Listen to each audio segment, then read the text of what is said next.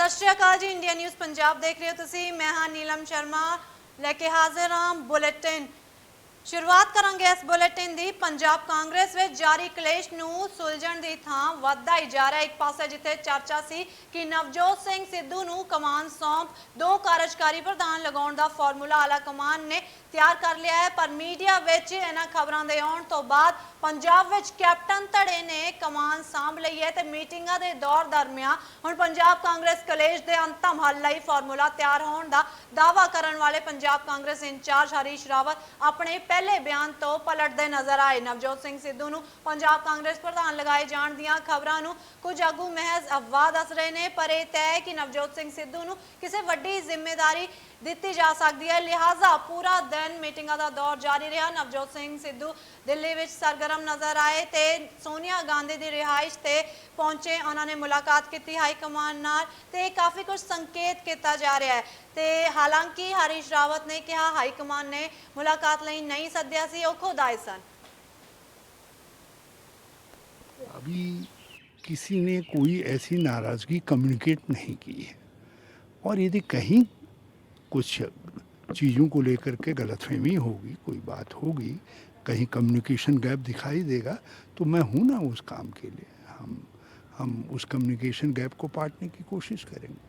देखिए, मिलने के लिए बुलाया गया ये तो मुझे नहीं मालूम, वो मिलने आए थे ये मुझे जानकारी मिली है, और मगर किसी मीटिंग में थे हम, ऐसा नहीं है। पार्टी लीडरशिप के पास बहुत सारे लोग आते हैं, अपनी स्टेट्स की अपनी बातें करते हैं, तो ये पार्ट ऑफ पार्टी अफेयर्स है, और इसमें मैं बहुत कुछ नहीं देखता। लेकिन ये ज़रूर है कि मैंने फाइनली सब लोगों से डिस्कस करके वो करके अपनी ड्यूटी पूरी कर दी है।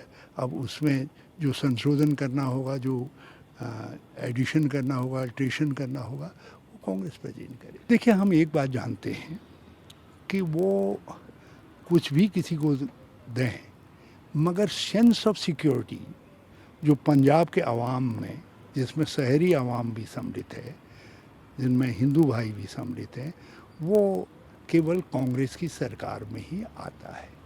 और इसीलिए अमरेंद्र सिंह जी को पंजाब की शांति के लिए लोग याद करते हैं, कहते हैं कि साहब उन्होंने शांति कायम की। तो ये लोग एक्सपेरिमेंट नहीं करना चाहेंगे, क्योंकि अकालीज के साथ जब भी प्रयोग किया है लोगों ने, पंजाब में अशांति बढ़ी। सिद्धू दी हाईकमान नाल मुलाकात ते पंजाब कांग्रेस दे आपसी कलेश नूं लैके चल रहे आखिरी फैसले दी घड़ी ते एमएलए राजकुमार वेरका दा कहना है कि जो फैसला हाईकमान करेगी वो सारिआं नूं मंजूर होवेगा ते आउण वालियां 2022 दीआं चोणां विच इस फैसले दे तहत ही तैयारी शुरू की जावेगी। पंजाब का मसला कहा जा रहा है कि सुलझ गया है। मेरे साथ हैं राजकुमार वेरका, वरिष्ठ कांग्रेस नेता हैं, पंजाब से आते हैं, काफ़ी बड़ा दलित चेहरा भी माने जाते हैं। सर, जो ये पूरा का पूरा कला कहते हैं, इन फाइटिंग कहते हैं, सुलझ रही है या उलझ रही है? क्योंकि कल नवजोत सिंह सिद्धू ने मुलाकात भी करी कुछ विधायकों से, ये भी खबर आई कि जो कैप्टन साहब हैं वो नाराज़ हैं उनके एलिवेशन से। किसी तरह की कोई नाराज़गी नहीं है, और मुख्यमंत्री जी ने कल इस पे अपना ट्वीट भी किया है। उन्होंने कहा कि 2017 में जितनी मेहनत करके मैं सरकार लेकर आए थे, 2022 में उससे भी ज़्यादा मेहनत करूँगा। और ये उन्होंने ये भी कहा कि जो फेक न्यूज़ चला रहे हैं ये स्टॉप करें, जो सोशल मीडिया में कुड़ प्रचार चल रहा है उसको बंद होना चाहिए, और कांग्रेस पार्टी एक प्लेटफार्म पे है, और कांग्रेस हाईकमान का जो भी अंतिम निर्णय होगा हम उसको ज़मीन पे लेके जाएंगे, हाईकमान का मैसेज पहुंचाएंगे।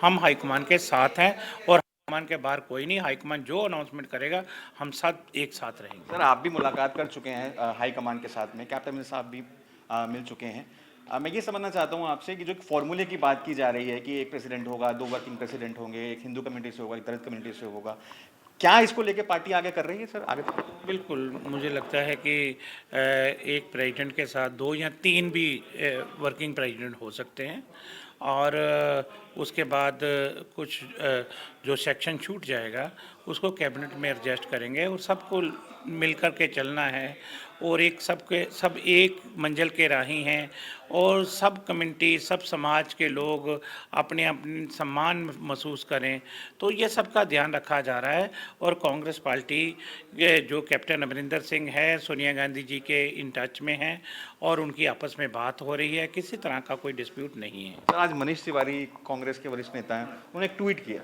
एक खबरें आ रही थी कि सिद्धू जो है वो एलिवेट हो सकते हैं, जट सिख कम्युनिटी से वो आते हैं। उन्होंने एक ट्वीट किया बाकायदा कि कितने हिंदू हैं, कितने सिख हैं, कितने शेड्यूल कास्ट से आते हैं। उनका साफ तौर पर इशारा था कि 2 पद पे जट सिख रखना समझदारी नहीं होगी, सोशल इक्वेशन जो है उसको ध्यान में रखना ज़रूरी है। देखो, मैं समझता हूँ कि ये सोशल इंजीनियरिंग की होगी उन लोगों ने, और जहाँ तक मैसेज है वो सबका कलेक्टिव मैसेज होगा।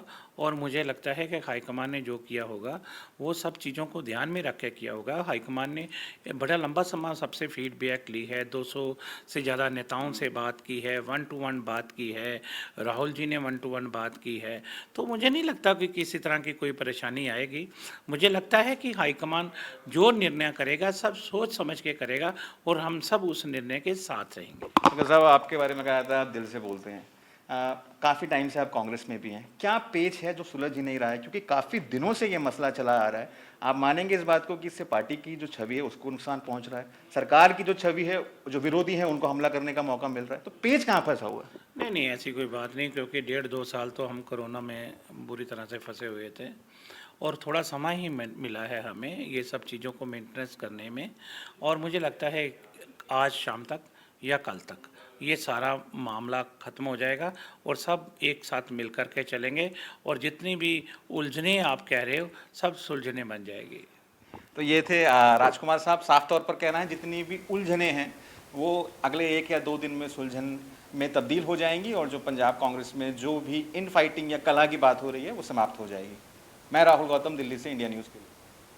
ਤੇ ਪੰਜਾਬ ਕਾਂਗਰਸ ਦੇ ਚੱਲ ਰਹੇ ਆਪਸੀ ਕਲੇਸ਼ ਤੇ ਐਮਐਲਏ ਰਾਜਾ ਵੜਿੰਗ ਨੇ ਇੱਕ ਵਾਰ ਪਰਿਵਾਰਕ ਮਸਲਾ ਦੱਸਿਆ ਤੇ ਵੜਿੰਗ ਨੇ ਕਿਹਾ ਕਿ ਕਾਂਗਰਸ ਵਿੱਚ ਕੋਈ ਵਿਵਾਦ ਨਹੀਂ ਹੈ, ਇਹ ਇੱਕ ਪਰਿਵਾਰਕ ਮਾਮਲਾ ਹੈ ਤੇ ਦਿੱਲੀ ਸਾਡਾ ਪਰਿਵਾਰ ਵੀ ਹੈ, ਅਸੀਂ ਇਸ ਸਾਰੇ ਮਸਲੇ ਨੂੰ ਹੱਲ ਕਰਾਂਗੇ। ਸੋਨੀਆ ਗਾਂਧੀ ਤੇ ਰਾਹੁਲ ਗਾਂਧੀ ਜੋ ਵੀ ਫੈਸਲਾ ਲੈਣਗੇ ਉਸ ਨਾਲ ਸਾਨੂੰ ਕੋਈ ਪਰੇਸ਼ਾਨੀ नहीं है। कांग्रेस में विवाद है ही नहीं है यार, किसने कहा है विवाद? आपको किसने कहा कि बना दिया जाए, बनने नहीं दिया जा रहा? किसने? यार मेरे को लगता है ये मीडिया ही, आप लोग ही अपने सवालों के खुद जवाब दे रहे हो। ऐसा कोई बात ही नहीं है। परिवार के अंदर 100 बातचीत होती है। कोई किसी को मिलने जाता है, किसी के घर में जाता है, आप लोग कह देते हो कि वहाँ मीटिंग हो रही है, वो इधर गया वो इधर गया। दोनों लीडर हैं, कोई किसी को मिल रहा है, कोई किसी को मिल रहा है, या कुछ लोग आपस में मिल रहे हैं तो आप कह देते हो कि नहीं यार कोई गड़बड़ हो रही है। तो मेरे को लगता है ऐसी कोई बात नहीं है, ये परिवार का मसला है और दिल्ली भी हमारा परिवार है, यहाँ भी हमारा परिवार है। हम लोग बांट के इसको ठीक कर लेंगे, कोई दिक्कत नहीं। सिद्धू साहब अगर पंजाब कांग्रेस प्रेसिडेंट बने आपको कोई ऐतराज नहीं, आपकी पर्सनल है? हमें जो भी दिल्ली हमारे सोनिया गांधी, राहुल गांधी जी और कांग्रेस पार्टी निर्णय ले वो हमें सहमति है, हमारी कोई दिक्कत नहीं है किसी व्यक्ति के लिए। मीटिंग में थे क्या? मैं समझता हूँ आपका नाम चला कि मैं समझता हूँ कि जो वड़िंग साहब ने बोला बिल्कुल ठीक बोला कि हमारे परिवार का मसला है और जो हाईकमांड फैसला करेगी सबको मंजूर होगा। नहीं, आप सिद्धू साहब के साथ चल यार मैं जो कह रहा हूँ आप मेरी बात समझो कि हाईकमांड जो फैसला करेगी वो फैसला सबको। ਅੰਮ੍ਰਿਤਸਰ ਸ਼ਹਿਰ ਵਿੱਚ ਨਵਜੋਤ ਸਿੰਘ ਸਿੱਧੂ ਦੇ ਹੱਕ ਵਿੱਚ ਪੋਸਟਰ ਲੱਗੇ ਨੇ। ਸਮਰਥਕਾਂ ਨੇ ਵਧਾਈ ਦੇਣ ਲਈ ਪੋਸਟਰ ਲਗਾਏ ਨੇ। ਇਹਨਾਂ ਪੋਸਟਰਾਂ ਤੇ ਲਿਖਿਆ ਹੈ ਪੰਜਾਬ ਪ੍ਰਦੇਸ਼ ਕਾਂਗਰਸ ਪਾਰਟੀ ਦਾ ਨਵਜੋਤ ਸਿੱਧੂ ਨੂੰ ਪ੍ਰਧਾਨ ਬਣਾਉਣ ਤੇ ਹਾਈ ਕਮਾਂਡ ਦਾ ਧੰਨਵਾਦ। ਇਹ ਤਸਵੀਰਾਂ ਤੁਸੀਂ ਵੇਖ ਸਕਦੇ ਹੋ, ਸਿੱਧੂ ਦੇ ਹੱਕ ਵਿੱਚ ਪੋਸਟਰ ਲੱਗੇ ਨੇ ਕਿਉਂਕਿ ਕਿਆਸ ਲਗਾਏ ਜਾ ਰਹੇ ਸਨ ਕਿ ਨਵਜੋਤ ਸਿੰਘ ਸਿੱਧੂ ਨੂੰ ਕਾਂਗਰਸ ਦਾ ਸੂਬਾ ਪ੍ਰਧਾਨ ਬਣਾਇਆ ਜਾਵੇਗਾ ਤੇ ਸਮਰਥਕਾਂ ਨੇ ਵਧਾਈ ਦਿੱਤੀ ਹੈ ਤੇ ਧੰਨਵਾਦ ਕੀਤਾ ਹੈ ਹਾਈ ਕਮਾਂਡ ਦਾ ਇਹਨਾਂ ਪੋਸਟਰਾਂ ਰਾਹੀਂ। ਇੱਕ ਪਾਸੇ ਸਮਝੌਤੇ ਦੀ ਤਿਆਰੀ ਹੈ ਤੇ ਦੂਜੇ ਪਾਸੇ ਪੰਜਾਬ ਕਾਂਗਰਸ ਵਿੱਚ ਚੱਲ ਰਹੀ ਖਾਨਾ ਜੰਗੀ ਦਾ ਅਸਰ ਹੁਣ ਜ਼ਮੀਨੀ ਪੱਧਰ ਤੇ ਵੀ ਵਿਖਾਈ ਦੇਣ ਲੱਗਿਆ ਹੈ। ਵਰਕਰ ਇੱਕ ਦੂਜੇ ਦੇ ਆਮੋ ਸਾਹਮਣੇ ਹੋ ਗਏ ਨੇ ਤੇ ਆਪੋ ਆਪਣੇ ਪਸੰਦੀਦਾ ਆਗੂਆਂ ਦਾ ਖੁੱਲ ਕੇ ਸਮਰਥਨ ਕਰ ਰਹੇ ਨੇ। ਬੀਤੇ ਦਿਨ ਦੁਗਰੀ ਦੇ ਇਲਾਕੇ ਦੇ ਵਿੱਚ ਜਸਰਾਜ ਗਰੇਵਾਲ ਵੱਲੋਂ ਬੱਬਰ ਸ਼ੇਰ 21 ਹੁੰਦਾ ਹੈ ਦੇ ਨਵਜੋਤ ਸਿੰਘ ਸਿੱਧੂ ਦੇ ਹੱਕ ਵਿੱਚ ਪੋਸਟਰ ਲਗਾਏ ਗਏ ਸਨ ਤੇ ਉਹਨਾਂ ਪੋਸਟਰਾਂ ਨੂੰ ਪਾੜ ਦਿੱਤਾ ਗਿਆ। ਜ਼ਮੀਨੀ ਪੱਧਰ ਤੇ ਨਵਜੋਤ ਸਿੰਘ ਸਿੱਧੂ ਤੇ ਕੈਪਟਨ ਅਮਰਿੰਦਰ ਸਿੰਘ ਦੇ ਸਮਰਥਕ ਆਮੋ ਸਾਹਮਣੇ ਨੇ। ਪੋਸਟਰ ਵਾਰ ਛਿੜ ਗਈ ਹੈ। ਪੋਸਟਰ ਲਾਉਣ ਵਾਲੇ ਸਿੱਧੂ ਦੇ ਸਮਰਥਕ ਨੇ ਕਿਹਾ ਕਿ ਇਹ ਬੇहद ਮੰਦਭਾਗੀ ਕੱਲ ਤਸਵੀਰ ਚੇਂਜ ਹੋਣੀ ਸੀਗੀ। ਮੈਂ ਕੱਲ ਇੰਟਿਊਸ਼ਨ ਦਿੱਤਾ ਵੀ ਸੀਗਾ, ਸਾਰਿਆਂ ਨੂੰ ਕਿਹਾ ਵੀ ਸੀਗਾ ਕਿ ਮੈਨੂੰ ਲੱਗਦਾ ਵੀ ਇਹ ਬੋਰਡ ਰਾਤ ਨੂੰ ਰਹਿਣੇ ਨਹੀਂ, ਪਰ ਮੇਰੇ ਜਿੰਨੇ ਵੀ ਬੋਰਡ ਸੀਗੇ ਮੈਂ 8-9 ਬੋਰਡ ਲਾਏ ਸੀਗੇ ਪੂਰੇ ਦੁਗਰੀ 'ਚ, ਉਹ ਸਾਰੇ ਦੇ ਸਾਰੇ ਚੱਕੇ ਗਏ ਆ। ਇਹ ਬੋਰਡ ਮੈਨੂੰ ਕਿਸੇ ਨੇ ਇਨਫੋਰਮ ਕੀਤਾ ਸਵੇਰੇ ਕਿ ਤੁਹਾਡਾ ਬੋਰਡ ਪਾੜਤਾ ਗਿਆ। ਇਹ ਬੋਰਡ ਮੇਰਾ ਨਹੀਂ ਪਾੜਿਆ, ਇਹ ਮੈਨੂੰ ਲੱਗਦਾ ਪੰਜਾਬ ਦੇ ਹਰ ਇੱਕ ਜਿਹੜਾ ਨੌਜਵਾਨ ਪ੍ਰਤਾੜਿਤ ਇਸ ਟਾਈਮ ਬੇਰੁਜ਼ਗਾਰੀ ਤੋਂ, ਇਹ ਉਹਦੇ ਲਈ ਹੈ ਕਿਉਂਕਿ ਨਵਜੋਤ ਸਿੰਘ ਸਿੱਧੂ ਇੱਕ ਹੋਪ ਸੀਗੇ, ਇੱਕ ਉਮੀਦ ਨੇ, ਔਰ ਇਹ ਮੈਨੂੰ ਲੱਗਦਾ ਅੱਗੇ ਵੀ ਉਮੀਦ ਹੈਗੇ ਆ, ਰਹਿਣਗੇ। ਪਰ ਲੇਕਿਨ ਇਹ ਜਿਹੜਾ ਬੋਰਡ ਪਾੜਿਆ ਇਹ ਸ਼ਰਾਰਤੀ ਤੱਤਾਂ ਨੇ ਪਾੜਿਆ, ਬਹੁਤ ਮਾੜੀ ਗੱਲ ਹੈ, ਬਹੁਤ ਨਿੰਦਨੀ ਹੈ।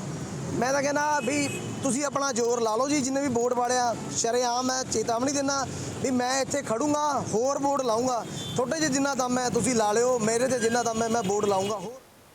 ਪੰਜਾਬ ਦੇ ਸਾਬਕਾ ਸਿੱਖਿਆ ਮੰਤਰੀ ਡਾਕਟਰ ਦਲਜੀਤ ਚੀਮਾ ਵੱਲੋਂ ਕਾਂਗਰਸ ਪਾਰਟੀ ਵਿੱਚ ਚੱਲ ਰਹੇ ਘਮਸਾਨ ਤੇ ਟਿੱਪਣੀ ਕੀਤੀ ਗਈ। ਉਹਨਾਂ ਕਿਹਾ ਕਿ ਕਾਂਗਰਸ ਪਾਰਟੀ ਪੰਜਾਬ ਪ੍ਰਧਾਨ ਜਿਸ ਨੂੰ ਬਣਾਉਣਾ ਹੈ ਬਣਾ ਲਵੇ, ਪਰ ਦੁੱਖ ਦੀ ਗੱਲ ਹੈ ਕਿ 2 ਮਹੀਨਿਆਂ ਤੋਂ ਇਸ ਮੁੱਦੇ ਤੇ ਕਾਂਗਰਸ ਪਾਰਟੀ ਤੇ ਸਰਕਾਰ ਦਾ ਸਾਰਾ ਧਿਆਨ ਹੈ, ਜਿਸ ਤੇ ਲੋਕਾਂ ਦਾ ਨੁਕਸਾਨ ਹੋ ਰਿਹਾ ਹੈ ਤੇ ਉਹਨਾਂ ਦੇ ਕਾਫੀ ਕੰਮ ਰੁਕੇ ਹੋਏ ਨੇ। ਦੇਖੋ, ਕਾਂਗਰਸ ਪਾਰਟੀ ਨੇ ਸੂਬੇ ਦਾ ਪ੍ਰਧਾਨ ਬਣਾਉਣਾ, ਜਿਹਨੂੰ ਮਰਜ਼ੀ ਬਣਾ ਲੈਣ, ਉਹ ਇਹਨਾਂ ਦਾ ਫੈਸਲਾ, ਉਹਦੇ ਤੇ ਸਾਨੂੰ ਕੋਈ ਇਤਰਾਜ਼ ਨਹੀਂ। ਪਰ ਦੁੱਖ ਇਸ ਗੱਲ ਦਾ ਹੈ ਕਿ ਪਹਿਲਾਂ ਇਸ ਫੈਸਲੇ ਕਰਕੇ 2 ਮਹੀਨੇ ਪੰਜਾਬ ਦਾ ਬਹੁਤ ਵੱਡਾ ਨੁਕਸਾਨ ਹੋਇਆ। ਸਰਕਾਰ ਪੰਜਾਬ ਦੇ ਵਿੱਚ ਖਤਮ ਹੋ ਗਈ ਇਸੇ ਲੜਾਈ ਦੇ ਵਿੱਚ, ਤੇ ਹੁਣ ਗੁਰੂਆਂ ਦੀ ਇਸ ਧਰਤੀ ਦੇ ਉੱਤੇ ਲੋਕਾਂ ਨੂੰ ਜਾਤ ਪਾਤ ਦੇ ਆਧਾਰ ਦੇ ਉੱਤੇ, ਧਰਮਾਂ ਦੇ ਆਧਾਰ ਦੇ ਉੱਤੇ ਜਿਹੜੀ ਪੁਰਾਣੀ ਕਾਂਗਰਸ ਦੀ ਮਾੜੀ ਨੀਤੀ ਸੀ ਉਹਦੇ ਆਧਾਰ ਦੇ ਉੱਤੇ ਵੰਡਣ ਦੀ ਜਿਹੜੀ ਆ ਉਹ ਕੋਸ਼ਿਸ਼ ਹੋ ਰਹੀ ਹੈ। ਇਸ ਕਰਕੇ ਮੈਂ ਕਾਂਗਰਸ ਦੀ ਪ੍ਰਧਾਨ ਜੀ ਨੂੰ ਕਹਿਣਾ ਚਾਹੁੰਦਾ ਕਿ ਜਿਹਨੂੰ ਬਣਾਉਣਾ ਬਣਾ ਦਿਓ, ਪਰ ਘੱਟੋ ਘੱਟ ਪੰਜਾਬ ਦੇ ਉੱਤੇ ਤਰਸ ਕਰੋ। ਕੇਂਦਰ ਸਰਕਾਰ ਵੱਲੋਂ ਬਣਾਏ ਗਏ ਖੇਤੀ ਕਾਨੂੰਨਾਂ ਦਾ ਵਿਰੋਧ 1 ਸਾਲ ਤੋਂ ਵੱਧ ਤੋਂ ਚੱਲ ਰਿਹਾ ਹੈ ਤੇ ਕਿਸਾਨਾਂ ਵੱਲੋਂ ਦਿੱਲੀ ਦੇ ਬਾਰਡਰਾਂ, ਟੋਲ ਪਲਾਜ਼ਾ ਤੇ ਰਿਲਾਇੰਸ ਪੈਟਰੋਲ ਪੰਪਾਂ ਤੇ ਨਿਰੰਤਰ ਸੰਘਰਸ਼ ਜਾਰੀ ਹੈ। ਇਸ ਧਰਨੇ ਵਿੱਚ ਸ਼ਾਮਲ ਹੋਣ ਲਈ 63 ਸਾਲਾ ਕਿਸਾਨ ਸਾਈਕਲ ਤੇ ਦਿੱਲੀ ਲਈ ਰਵਾਨਾ ਹੋਇਆ, ਜਿਸ ਦਾ ਕਹਿਣਾ ਹੈ ਕਿ ਉਹ 3 ਦਿਨਾਂ ਵਿੱਚ ਦਿੱਲੀ ਪਹੁੰਚ ਜਾਵੇਗਾ। ਇਹ 63 ਸਾਲਾ ਕਿਸਾਨ ਦਿੱਲੀ ਲਈ ਰਵਾਨਾ ਹੋਇਆ ਹੈ। ਦਿੱਲੀ ਵਿੱਚ 7 ਮਹੀਨੇ ਤੋਂ ਵੱਧ ਦਾ ਸਮਾਂ ਹੋ ਗਿਆ ਸੰਘਰਸ਼ ਜਾਰੀ ਹੈ ਤੇ ਦਿੱਲੀ ਵੱਲ ਪੰਜਾਬ ਦੇ ਕਿਸਾਨ ਚਾਲੇ ਪਾ ਰਹੇ ਨੇ ਤੇ 63 ਸਾਲਾ ਕਿਸਾਨ ਸਾਈਕਲ ਤੇ ਦਿੱਲੀ ਰਵਾਨਾ ਹੋਇਆ ਹੈ ਤੇ ਇਸ ਦਾ ਕਹਿਣਾ 3 ਦਿਨਾਂ ਵਿੱਚ ਉਹ ਜਿੱਥੇ ਸੰਘਰਸ਼ ਚੱਲ ਰਿਹਾ ਹੈ ਉੱਥੇ ਪਹੁੰਚ ਜਾਵੇਗਾ। ਲਗਾਤਾਰ ਕਿਸਾਨ ਦਿੱਲੀ ਜਾ ਰਹੇ ਨੇ। 63 ਸਾਲਾ ਕਿਸਾਨ ਸਾਈਕਲ ਤੇ ਦਿੱਲੀ ਰਵਾਨਾ ਹੋਇਆ ਹੈ। ਕਿਸਾਨਾਂ ਦੇ ਜੱਥੇ ਦਿੱਲੀ ਪਹੁੰਚ ਰਹੇ ਨੇ। ਲੰਮੇ ਸਮੇਂ ਤੋਂ ਕਿਸਾਨਾਂ ਦਾ ਸੰਘਰਸ਼ ਚੱਲ ਰਿਹਾ ਹੈ। 3 ਖੇਤੀ ਕਾਨੂੰਨਾਂ ਨੂੰ ਰੱਦ ਕਰਵਾਉਣਾ ਚਾਹੁੰਦੇ ਨੇ, ਪਰ ਹੁਣ ਤੱਕ ਰੱਦ ਨਹੀਂ ਹੋਇਆ ਹੈ। ਨਾ ਹੀ ਕੇਂਦਰ ਸਰਕਾਰ ਹੁਣ ਮੀਟਿੰਗ ਲਈ ਸੱਦਾ ਦੇ ਰਹੀ ਹੈ। ਸੋ ਕਿਸਾਨ ਲਗਾਤਾਰ ਦਿੱਲੀ ਚਾਲੇ ਪਾ ਰਹੇ ਨੇ।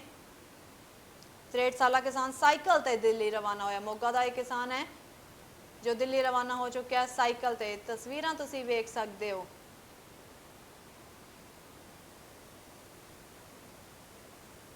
ਮਨਰੇਗਾ ਕਰਮਚਾਰੀ ਯੂਨੀਅਨ ਵੱਲੋਂ ਅੰਮ੍ਰਿਤਸਰ ਦੇ ਕਚਹਿਰੀ ਚੌਕ ਤੇ ਪੰਜਾਬ ਸਰਕਾਰ ਖਿਲਾਫ ਪੁਤਲਾ ਫੂਕ ਕੇ ਰੋਸ ਪ੍ਰਦਰਸ਼ਨ ਕੀਤਾ ਗਿਆ। ਪ੍ਰਦਰਸ਼ਨਕਾਰੀਆਂ ਦਾ ਕਹਿਣਾ ਹੈ ਕਿ ਪੰਜਾਬ ਸਰਕਾਰ ਨੇ ਮਨਰੇਗਾ ਦੇ ਕੱਚੇ ਕਾਮਿਆਂ ਨੂੰ ਪੱਕਾ ਕਰਨ ਦਾ ਵਾਅਦਾ ਪੂਰਾ ਨਹੀਂ ਕੀਤਾ। ਉਹਨਾਂ ਕਿਹਾ ਕਿ 4.5 ਸਾਲ ਪੂਰਾ ਹੋਣ ਤੇ ਅੱਜ ਵੀ ਲੋਕ ਮਨਰੇਗਾ ਤਹਿਤ ਠੇਕੇ ਤੇ ਆਪਣੀਆਂ ਸੇਵਾਵਾਂ ਨਿਭਾ ਰਹੇ ਨੇ।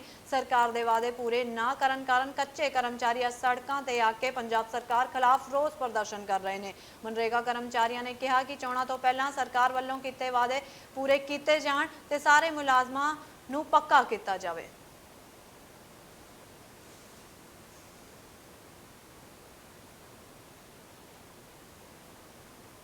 ਪੰਜਾਬ ਸਰਕਾਰ ਦੇ ਝੂਠੇ ਲਾਰਿਆਂ ਤੋਂ ਅੱਕੇ ਮਗਨਰੇਗਾ ਕਰਮਚਾਰੀ ਯੂਨੀਅਨ ਨੇ ਆਪਣੀਆਂ ਮੰਗਾਂ ਨੂੰ ਲੈ ਕੇ ਗੁਰਦਾਸਪੁਰ ਦੇ ਡਾਕਖਾਨਾ ਚੌਕ ਤੇ ਰੋਸ ਪ੍ਰਦਰਸ਼ਨ ਕਰ ਪੰਜਾਬ ਸਰਕਾਰ ਦੇ ਖਿਲਾਫ ਨਾਅਰੇਬਾਜ਼ੀ ਕੀਤੀ। ਇਸ ਮੌਕੇ ਤੇ ਯੂਨੀਅਨ ਆਗੂਆਂ ਨੇ ਕਿਹਾ ਕਿ 1 ਮਹੀਨਾ ਪਹਿਲਾਂ ਉਹਨਾਂ ਦੀ ਮੰਤਰੀ ਬਾਜਵਾ ਨਾਲ ਮੀਟਿੰਗ ਹੋਈ ਸੀ, ਜਿਸ ਵਿੱਚ ਉਹਨਾਂ ਨੇ ਕਿਹਾ ਕਿ 15 ਦਿਨ ਅੰਦਰ ਮਗਨਰੇਗਾ ਨੂੰ ਸਰਵ ਸਿੱਖਿਆ ਅਭਿਆਨ ਤੇ ਅਧਿਆਪਕਾਂ ਦੀ ਤਰਜ਼ ਤੇ ਰੈਗੂਲਰ ਕਰਨ ਲਈ ਰਿਕਾਰਡ ਤਿਆਰ ਕਰਕੇ ਵਿਭਾਗ ਨੂੰ ਭੇਜਣਾ ਸੀ। ਪਰ ਵਾਰ-ਵਾਰ ਪੰਚਾਇਤ ਮੰਤਰੀ ਸਮੇਤ ਵਿਭਾਗ ਦੇ ਉੱਚ ਅਧਿਕਾਰੀਆਂ ਨੂੰ ਇਸ ਵਿਸ਼ੇ ਤੇ ਮਿਲਿਆ ਗਿਆ, ਪਰ ਅਜੇ ਤੱਕ ਕੋਈ ਹੱਲ ਨਹੀਂ ਨਿਕਲਿਆ, ਜਿਸ ਕਰਕੇ ਅੱਜ ਉਹਨਾਂ ਨੇ ਮਜਬੂਰਨ ਪੰਜਾਬ ਸਰਕਾਰ ਦੇ ਖਿਲਾਫ ਰੋਸ ਪ੍ਰਦਰਸ਼ਨ ਕੀਤਾ ਤੇ ਮੰਗ ਕੀਤੀ ਕਿ ਉਹਨਾਂ ਦੀਆਂ ਮੰਗਾਂ ਵੱਲ ਜਲਦ ਧਿਆਨ ਦਿੱਤਾ ਜਾਵੇ। ਮਗਨਰੇਗਾ ਯੂਨੀਅਨ ਨੇ ਹੜਤਾਲ ਕੀਤੀ ਤੇ ਸਰਕਾਰ ਖਿਲਾਫ ਜੰਮ ਕੇ ਨਾਅਰੇਬਾਜ਼ੀ ਵੀ ਕੀਤੀ। ਇਹਨਾਂ ਦਾ ਕਹਿਣਾ ਹੈ ਇਸ ਤੋਂ ਪਹਿਲਾਂ ਮੰਤਰੀ ਬਾਜਵਾ ਨਾਲ ਮੁਲਾਕਾਤ ਵੀ ਹੋਈ, ਪਰ ਹੁਣ ਤੱਕ ਕੋਈ ਫੈਸਲਾ ਨਹੀਂ ਲਿਆ ਗਿਆ ਇਹਨਾਂ ਦੇ ਹੱਕ ਵਿੱਚ। ਹਾਲਾਂਕਿ ਅੱਜ ਵੀ ਇਹਨਾਂ ਨੇ ਮੰਗ ਕੀਤੀ ਹੈ ਕਿ ਜਲਦ ਤੋਂ ਜਲਦ ਇਹਨਾਂ ਦੀ ਮੰਗ ਪੂਰੀ ਕੀਤੀ ਜਾਵੇ। ਅੱਜ ਕਲਮ ਛੋੜ ਹੜਤਾਲ ਕੀਤੀ ਗਈ ਇਹਨਾਂ ਵੱਲੋਂ। ਲੰਮੇ ਸਮੇਂ ਤੋਂ ਸੰਘਰਸ਼ ਕਰ ਰਹੇ ਨੇ ਮੁਲਾਜ਼ਮ। और बढ़ेगी।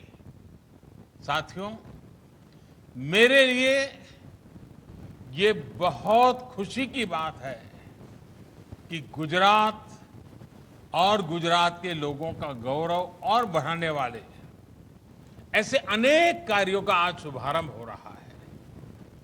आज अहमदाबाद शहर के साथ साथ गुजरात की रेल कनेक्टिविटी भी और आधुनिक और ज्यादा सशक्त हुई है।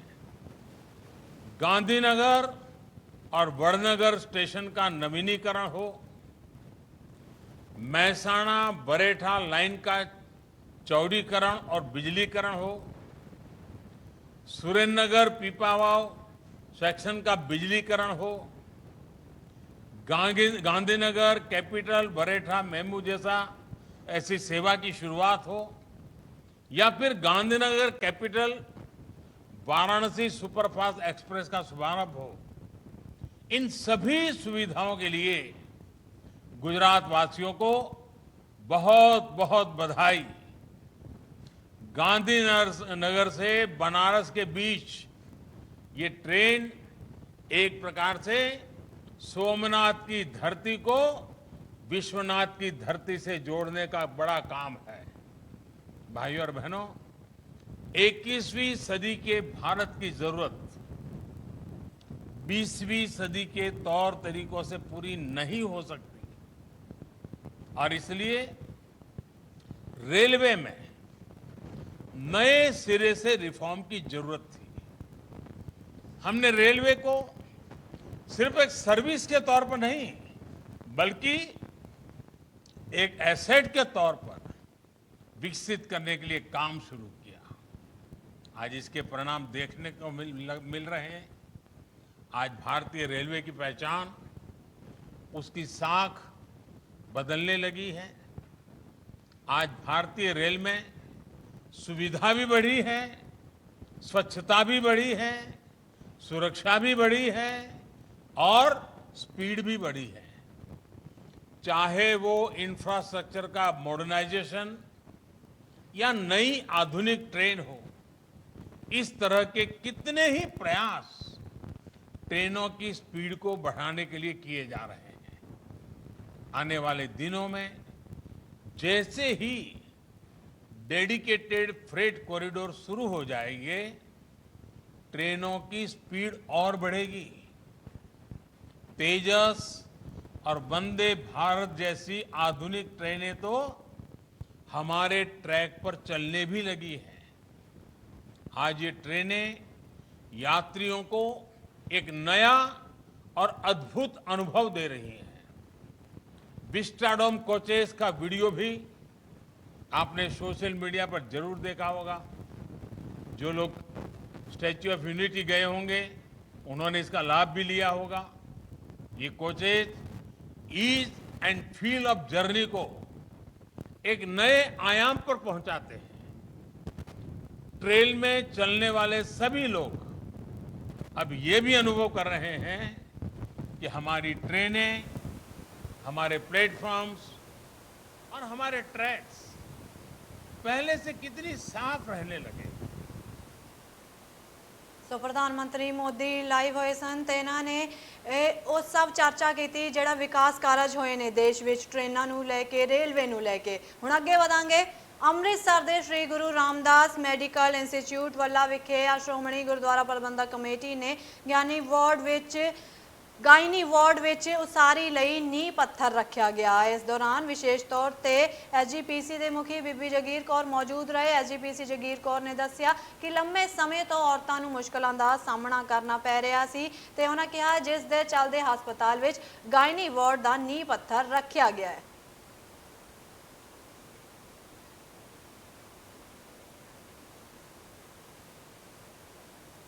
ਵਿਧਾਨ ਸਭਾ 2022 ਦੀਆਂ ਚੋਣਾਂ ਦੇ ਮੱਦੇਨਜ਼ਰ ਰੱਖਦੇ ਹੋਏ ਸ਼੍ਰੋਮਣੀ ਅਕਾਲੀ ਦਲ ਦੇ ਪਾਰਟੀ ਪ੍ਰਧਾਨ ਸੁਖਬੀਰ ਸਿੰਘ ਬਾਦਲ ਵੱਲੋਂ ਵੱਡਾ ਐਲਾਨ ਕੀਤਾ ਗਿਆ ਕਿ 2022 ਵਿੱਚ ਸਰਕਾਰ ਬਣਨ ਤੇ 2 ਡਿਪਟੀ ਸੀਐਮ ਨਿਯੁਕਤ ਕੀਤੇ ਜਾਣਗੇ, ਜਿਸ ਵਿੱਚ ਇੱਕ ਦਲਿਤ ਡਿਪਟੀ ਸੀਐਮ ਤੇ ਦੂਜਾ ਡਿਪਟੀ ਸੀਐਮ ਹਿੰਦੂ ਹੋਵੇਗਾ। ਤੇ ਸੁਖਬੀਰ ਬਾਦਲ ਦੇ ਐਲਾਨ ਤੋਂ ਬਾਅਦ ਨਾਭਾ ਸ਼ਹਿਰ ਵਿੱਚ ਖੁਸ਼ੀ ਦੀ ਲਹਿਰ ਪਾਈ ਜਾ ਰਹੀ ਹੈ, ਜਿਸ ਦੇ ਤਹਿਤ ਉੱਘੇ ਸਮਾਜ ਸੇਵੀ ਤੇ ਸ਼੍ਰੋਮਣੀ ਅਕਾਲੀ ਦਲ ਪੰਜਾਬ ਦੇ ਮੀਤ ਪ੍ਰਧਾਨ ਅਸ਼ੋਕ ਕੁਮਾਰ ਬਾਂਸਲ ਵੱਲੋਂ ਲੱਡੂ ਵੰਡ ਕੇ ਖੁਸ਼ੀ ਦਾ ਇਜ਼ਹਾਰ ਕੀਤਾ ਗਿਆ। ਉਹਨਾਂ ਕਿਹਾ ਇਹ ਪਹਿਲੀ ਵਾਰੀ ਹੋਇਆ ਕਿ ਸੁਖਬੀਰ ਸਿੰਘ ਬਾਦਲ ਵੱਲੋਂ ਐਲਾਨ ਕੀਤਾ ਗਿਆ ਕਿ ਡਿਪਟੀ ਸੀਐਮ ਹਿੰਦੂ ਚਿਹਰਾ ਹੋਵੇਗਾ ਤੇ ਕਿਸੇ ਵੀ ਪਾਰਟੀ ਵੱਲੋਂ ਡਿਪਟੀ ਸੀਐਮ ਚਿਹਰਾ ਅਜੇ ਤੱਕ ਐਲਾਨ ਹੀ ਨਹੀਂ ਕੀਤਾ ਗਿਆ। ਅਸੀਂ ਬਹੁਤ ਖੁਸ਼ ਹਾਂ।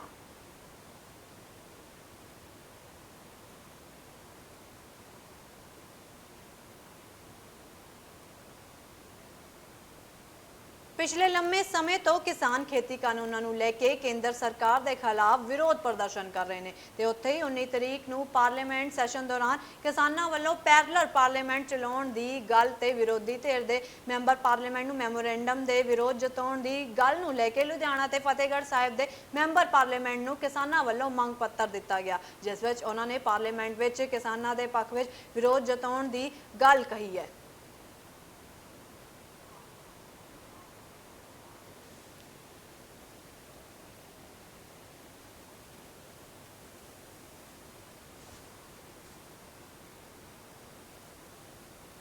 ਪੈਟਰੋਲ ਤੇ ਡੀਜ਼ਲ ਦੀਆਂ ਕੀਮਤਾਂ ਵਿੱਚ ਇਜ਼ਾਫਾ ਹੋ ਰਿਹਾ ਹੈ ਤਾਂ ਹਰ ਵਰਗ ਇਸ ਨੂੰ ਲੈ ਕੇ ਵਿਰੋਧ ਜਤਾ ਰਿਹਾ ਹੈ। ਇਸ ਨੂੰ ਲੈ ਕੇ ਲੁਧਿਆਣਾ ਯੂਥ ਕਾਂਗਰਸ ਵੱਲੋਂ ਫਿਰੋਜ਼ਪੁਰ ਰੋਡ ਸਥਿਤ ਕੇਂਦਰ ਦੀ ਮੋਦੀ ਸਰਕਾਰ ਦੇ ਖਿਲਾਫ ਵਿਰੋਧ ਜਤਾਉਂਦੇ ਹੋਏ ਪੁਤਲਾ ਫੂਕ ਪ੍ਰਦਰਸ਼ਨ ਕੀਤਾ ਗਿਆ ਤੇ ਕਿਹਾ ਕੇਂਦਰ ਸਰਕਾਰ ਲੋਕਾਂ ਨਾਲ ਧੋਖਾ ਕਰ ਰਹੀ ਹੈ। ਉਹਨਾਂ ਕਿਹਾ ਸਰਕਾਰ ਲੋਕਾਂ ਨੂੰ ਰਾਹਤ ਦੇਣ ਦੇ ਬਜਾਏ ਉਹਨਾਂ ਤੋਂ ਜ਼ਿਆਦਾ ਟੈਕਸ ਵਸੂਲ ਕਰ ਰਹੀ ਹੈ।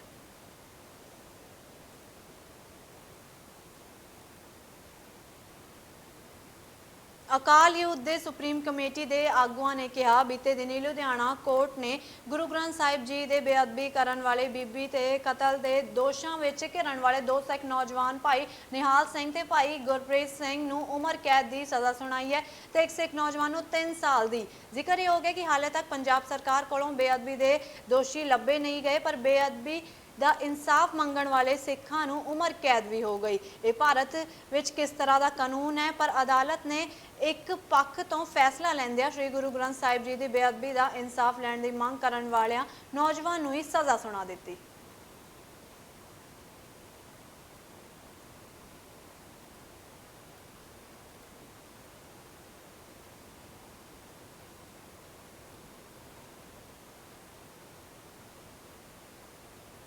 ਜਲੰਧਰ ਪੁਲਿਸ ਨੇ ਲੁੱਟਾਂ ਖੋਹਾਂ ਕਰਨ ਵਾਲੇ 3 ਲੁਟੇਰਿਆਂ ਨੂੰ ਕਾਬੂ ਕੀਤਾ। ਇਸ ਸੰਬੰਧੀ ਜਾਣਕਾਰੀ ਦਿੰਦੇ ਹੋਏ ਥਾਣਾ ਐਸਐਚਓ ਨੇ ਦੱਸਿਆ ਕਿ ਪੁਲਿਸ ਪਾਰਟੀ ਵੱਲੋਂ ਨਾਕਾਬੰਦੀ ਕੀਤੀ ਗਈ ਸੀ। ਇਸ ਦੌਰਾਨ ਮੋਟਰਸਾਈਕਲ ਤੇ ਆ ਰਹੇ 3 ਨੌਜਵਾਨਾਂ ਨੂੰ ਰੋਕਿਆ ਤੇ ਸ਼ੱਕੀ ਆਧਾਰ ਤੇ ਚੈਕਿੰਗ ਦੌਰਾਨ ਇਹਨਾਂ ਕੋਲੋਂ 12 ਵੱਖ-ਵੱਖ ਕੰਪਨੀਆਂ ਦੇ ਮੋਬਾਈਲ ਬਰਾਮਦ ਹੋਏ। ਪੁਲਿਸ ਨੇ ਸਖਤੀ ਨਾਲ ਪੁੱਛਗਿੱਛ ਕਰਨ ਤੇ ਨੌਜਵਾਨਾਂ ਨੇ ਕਬੂਲ ਕੀਤਾ ਕਿ ਇੱਕ ਐਕਟਿਵਾ ਵੀ ਚੋਰੀ ਕੀਤੀ ਹੈ। ਪੁਲਿਸ ਵੱਲੋਂ ਇਹਨਾਂ ਨੂੰ ਕੋਰਟ ਵਿੱਚ ਪੇਸ਼ ਕੀਤਾ ਗਿਆ। ਰਿਮਾਂਡ ਹਾਸਲ ਕਰਨ ਤੋਂ ਬਾਅਦ ਪੁੱਛਗਿੱਛ ਕੀਤੀ ਜਾਵੇਗੀ। ਫਿਲਹਾਲ ਇਸ ਬੁਲੇਟਿਨ 'ਚ ਇੰਨਾ ਹੀ। ਖਬਰਾਂ ਦਾ ਸਿਲਸਿਲਾ ਲਗਾਤਾਰ ਜਾਰੀ ਹੈ। ਵੇਖਦੇ ਰਹੋ ਇੰਡੀਆ ਨਿਊਜ਼ ਪੰਜਾਬ।